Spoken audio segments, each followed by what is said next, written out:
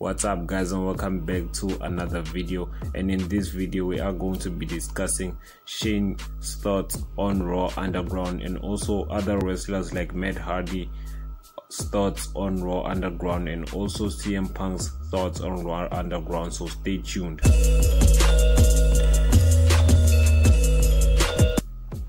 So this week saw a surprise debut of Raw Underground, which was, I think, created by Shane McMahon and also commentated by Shane McMahon, and his return wasn't really a surprise because WWE announced it a few hours before Raw aired, and we hadn't seen Shane McMahon since SmackDown a few months ago, where he was in a ladder match against Kevin Owens in a loser leaves, or let me say career versus career match, where we saw Kevin Owens beat Shane McMahon, and that's where Shane McMahon went from WWE and he returned last week on Raw.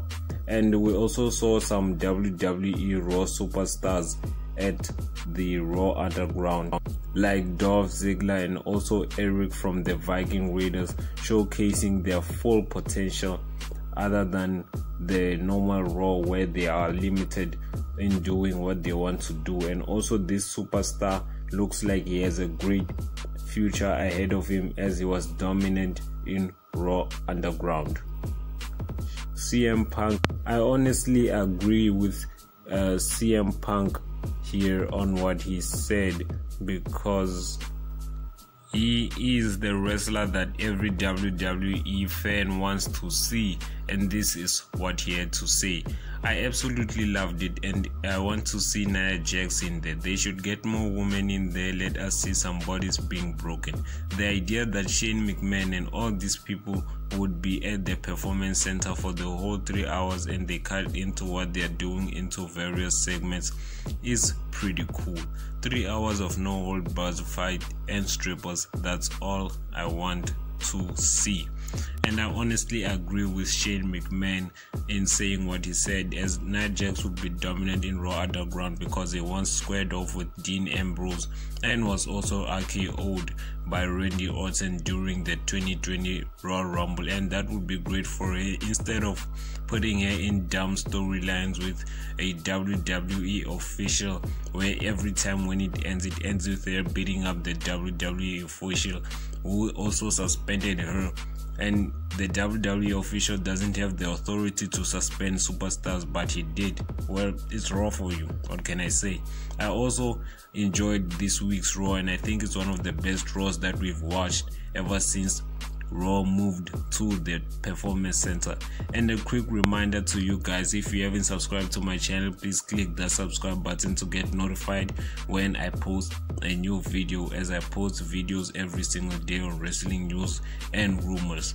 While Raw Underground was a great Raw, it had its fair share of haters like Matt Hardy, who posted saying pretty excited for the Fight Club spoof that will happen on #BTE. And also Tommy Dreamer said, I have fought Shane McMahon many times in a warehouse for real. First rule was never talk about Fight Club. So why is this trending? You literally broke the only rule. And I honestly don't care if Shane McMahon broke the only rule, as WWE Raw ratings increased from last week's Raw. In this week's was 1.714 million, and Shane McMahon himself is also hoping that everyone enjoyed it and is looking forward to next week's Raw Underground. I honestly think that we should give credit where credit's due, because Vince McMahon is honestly trying to increase Raw ratings and also give us a better Raw each and every week, because the Raw Underground that he created is honestly great, and I think that more and more viewers are gonna be pouring in next week. And Raw Underground also had the great finish with the Hurt Business ruining everything. And what do you guys think about this? Do you guys want to see more of Raw Underground? Comment down in the sections below. Thanks for watching. Please click the subscribe button to get notified when I post a new video, and I'll see you again next time.